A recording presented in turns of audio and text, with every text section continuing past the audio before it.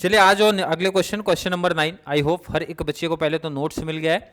Notes में complete business valuation के valuation of share की हमने बातें की, प्रैक्टिकल क्वेश्चन आपके सामने रखे ताकि हर एक बच्चा जो बिजनेस वैल्यूएशन में पिक किया है वैल्यूएशन ऑफ शेयर, तो उनके कॉन्सेप्ट क्लियर हो जाए।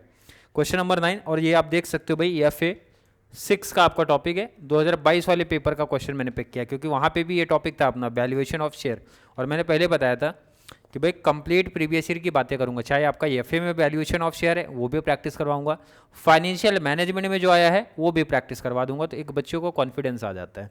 क्वेश्चन नंबर 9 पे आते हैं। आई होप हर एक बच्चा जो चैनल के साथ कनेक्ट है उनको ये कॉन्सेप्ट क्लियर होगा पहले से ही, क्योंकि काफ़ी सम हो चुका हमारा। इंट्रिंसिक वैल्यू बेसिकली बात क्या करता है सर, असेट जितने भी हैं एग्रीड वैल्यू मतलब नई वैल्यू दिया तो वो ले लो, नहीं तो ओल्ड वैल्यू ले लो, उसमें से माइनस कर दूंगा अपने लायबिलिटी कौन से एक्सटर्नल, और अगर प्रेफरेंस शेयर कैपिटल भी दिया तो वो भी माइनस कर दूंगा, और जो अमाउंट आएगा उसको डिवाइड कर दूंगा नंबर ऑफ शेयर से, तो इंट्रिंसिक वैल्यू पर शेयर आएगा। तो पहले इसकी बात कर लें, देन यील्ड पे शिफ्ट होंगे। बैलेंस शीट का डिटेल है, असेट है, लायबिलिटी है। तो सबसे पहले असेट को कॉपी कर लेने का, पहले असेट जितने भी हैं लिखना स्टार्ट करो। पहले बताओ क्या क्या दिया है। चलो गुडविल के बाद बताओ, नेक्स्ट हमारा मशीनरी, नेक्स्ट हमारा furniture, next investment, stock, debtors, cash in hand, cash at bank. Clear है क्या। लास्ट आपका एक एक्सपेंस दिया है प्रिलिमिनरी एक्सपेंसेस। जब आप असेट रिकॉर्ड करते हो ध्यान रखना फिक्टिशियस असेट्स को इग्नोर करना है। प्रिलिमिनरी एक्सपेंसेस आपका फिक्टिशियस असेट का पार्ट है। Share issue expenses, debenture issue expenses, अब ये सब चीज़ें आपको ध्यान में रखनी है, कौन से हमारे फिक्टिशियस असेट्स होते हैं। क्लियर है क्या बच्चा। अब ध्यान रखना असेट तो आपने लिख दिया, अब आपको मैच करना, थोड़ा सा नीचे जरा नजर घुमाना, भाई कोई असेट का नया वैल्यू तो नहीं दिया क्वेश्चन में, तो लाइन पढ़ते ही पहला ही मिल गया भाई मशीन का नई वैल्यू दिया है, सिर्फ एक का ही दिया मशीन का, मतलब इसकी नई वैल्यू कॉपी करो, बाकी बैलेंस शीट से कॉपी कर दो जरा। चलिए आ जाओ, गुडविल का नई वैल्यू नहीं है तो पुरानी वैल्यू कितना है गुडविल का।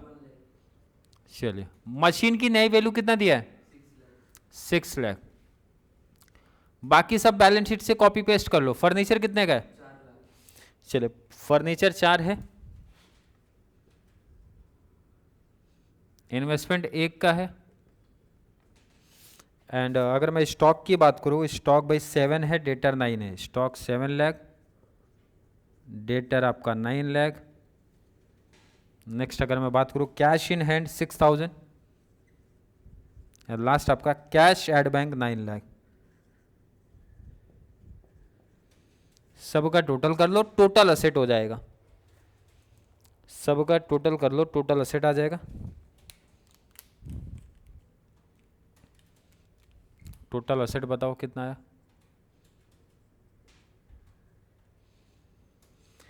चलिए जब तक वो टोटल कर रहे हैं हम लोग लायबिलिटी की बातें थोड़ा कर ले, कितना आया 37,06,000। क्लियर है, टोटल मैंने लिख दिया, माइनस कर दो लायबिलिटी। लायबिलिटी में कुछ बच्चों को कंफ्यूजन क्रिएट होता है, सर कौन कौन सी लायबिलिटी लेने। देखो सिंपल सा मेरा सजेशन है, आप लास्ट से स्टार्ट किया करो। प्रोविजन फॉर टैक्स सर बिल्कुल होने वाला है, क्रेडिटर्स होने वाला है, प्रीमियम, जितने भी आपके रिजर्व वाले पार्ट है, रिजर्व एंड सरप्लस, उसको इग्नोर कर देना। कौन कौन उधर आएंगे ध्यान रखना, एक तो कॉमन जो दिया रहता है आपके सिलेबस में भाई PNL दिया रहता है छोड़ देने का, रिजर्व दिया रहेगा छोड़ने का, प्रीमियम दिया रहेगा उसको भी छोड़ना है, एंड इक्विटी शेयर कैपिटल छोड़ना, क्योंकि उसी की तो बातें करने वाले हैं। मतलब बाकी जो बचा लिख दो, क्रेडिटर बचा, प्रोविजन फॉर टैक्सेशन बचा है, तो दोनों को पिक कर लो भाई, creditor and provision for tax, दो लोग हैं। कौन कौन है, क्रेडिटर एक तो है, सेकेंड हमारा प्रोविजन फॉर टैक्सेशन है, प्रोविजन फॉर टैक्सेशन। अगर मैं क्रेडिटर्स की बात करूं कितना दिया क्रेडिटर, प्रोविजन फॉर टैक्सेशन कितना है फिर 8,50,000 आपका क्रेडिटर है, एंड 5 लाख का प्रोविजन दिया है, कितना आ गया टोटल बता दो 13,50,000। तो आपको फॉर्मेट यही सिखा रहे भाई, असेट का माइनस कर दूंगा लायबिलिटी से, तो अमाउंट मिलेगा कितना 23,56,000 divide by number of share. Number of share कितने, क्वेश्चन खुद बताएगा balance sheet. 1 lakh equity share कितना था भाई, 1 लाख इक्विटी शेयर, तो ये कितना मिला 1 लाख, डिवाइड कर दो वैल्यू ऑफ पर शेयर आपको मिलेगा कितना 23.56 पर शेयर। क्लियर है क्या, इजी टॉपिक है, कुछ हार्ड या डिफरेंट लग रहा है क्या, सिंपल सा लॉजिक है सर। असेट में से लायबिलिटी माइनस कर दो। अब आपको ये पता होना चाहिए सर फिक्टिशियस असेट नहीं लेना है, और असेट का अगर कोई नई वैल्यू लेना है तो वो ले लेना, नई वैल्यू गिवन में तो वो यूज़ करो, बाकी बैलेंस शीट से कॉपी कर लेने का। लायबिलिटी में थोड़ी सी प्रॉब्लम कुछ बच्चों को होगी, सर कौन सी लायबिलिटी लेते हैं कौन सा नहीं लेते। रिजर्व एंड सरप्लस नहीं लेना, इक्विटी शेयर कैपिटल नहीं लेना, बाकी सबको यहाँ पे लिख देने का। क्लियर है, आ गया आंसर। अब आ जाओ जरा यील्ड वैल्यू मेथड हमें क्या सिखा रहा है। यील्ड वैल्यू मेथड सर पहले तो ढूंढ लो भाई नेट प्रॉफिट बिफोर टैक्स है क्या कि आफ्टर टैक्स है। तो देखेंगे लाइन बता रहा है कंपनी ट्रांसफर करना चाहती है भाई 20% of its profit to general reserve. तो यहाँ पे देखो ना, इस पे मैंने लिखा है भाई ट्रांसफर टू रिजर्व कितना परसेंट बोला है 20% सर बोला है, तो लिख दो transfer to reserve 20%।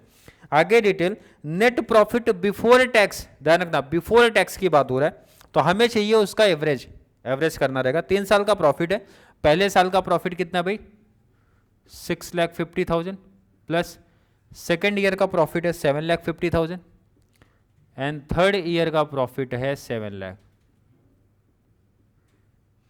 Divide by 3 कर दो, चलिए तीनों का प्लस डिवाइड बाय 3,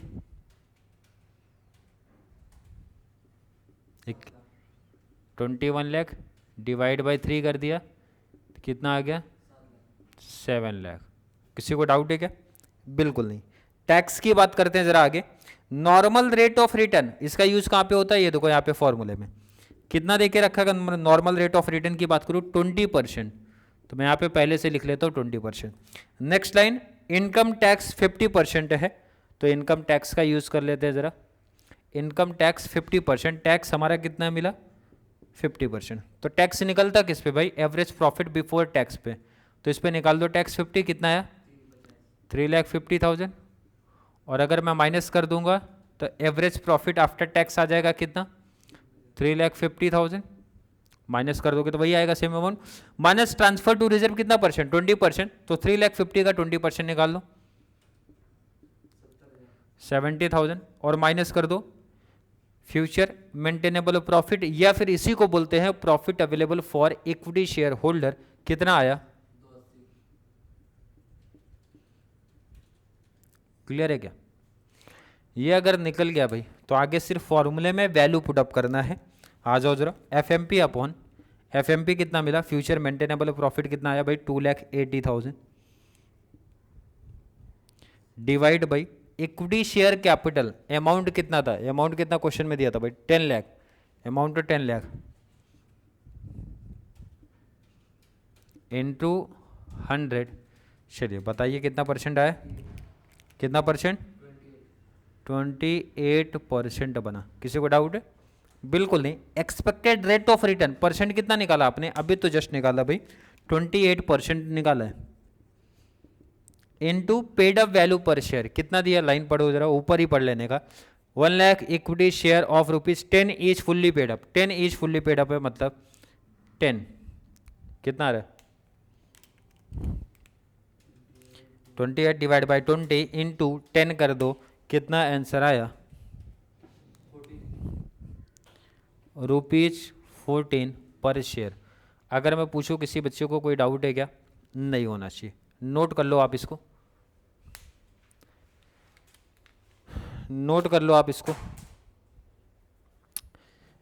क्लियर है, आई थिंक हर एक बच्चे का कॉन्सेप्ट क्लियर है। वैल्यूएशन ऑफ शेयर मेरा सजेशन है, बहुत इजी टॉपिक है, सिंपल टॉपिक है। अगर एफएम में किसी बच्चे को एक प्रैक्टिकल पॉइंट ऑफ व्यू से बहुत अच्छा स्कोर करना है तो वैल्यूएशन ऑफ शेयर पिक कर लो भाई, मेरा सजेशन है। एंड नोट्स में जितने मैंने सम दिए हैं कंप्लीट प्रैक्टिस कर लेना, क्योंकि कॉन्सेप्ट इनका बहुत सिंपल है। अब इससे इजी टॉपिक नहीं आएगा सर। इंट्रिंसिक वैल्यू क्या सिखाता है, असेट में से सर, और वो भी कौन सा असेट, असेट एग्रीड वैल्यू, नई वैल्यू दिया लिख दो, ओल्ड वैल्यू, नई वैल्यू नहीं दिया सर ओल्ड वैल्यू लिखने का, एंड फिक्टिशियस असेट्स को नहीं लिखना है। माइनस लायबिलिटी की जब बात करते हैं तो आउटसाइडर लायबिलिटी की बात करते हैं, मतलब एक्सटर्नल लायबिलिटी की हम लोग यहाँ पे बेसिकली बातें करते हैं। कौन कौन से आएंगे बता दिया।